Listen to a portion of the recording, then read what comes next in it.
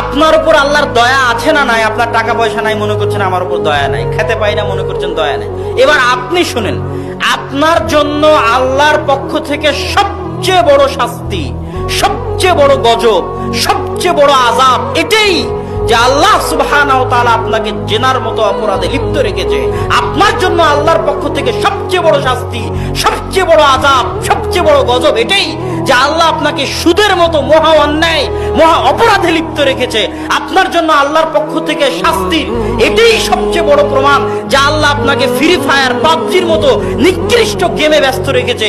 আপনার উপর আল্লাহর শাস্তির, আযাব, গজবের এটাই প্রমাণ যে আল্লাহ আপনাকে মদ, নেশা, জুয়ার আড্ডায় ব্যস্ত রেখেছে। আপনার উপর আল্লাহর শাস্তির সবচেয়ে বড় প্রমাণ এটাই যে আপনি আল্লাহর দয়া পান না, আপনি আল্লাহর রহমত পান না, আপনি আল্লাহর করুণা বঞ্চিত, আল্লাহর করুণা দৃষ্টি আপনার উপর নাই।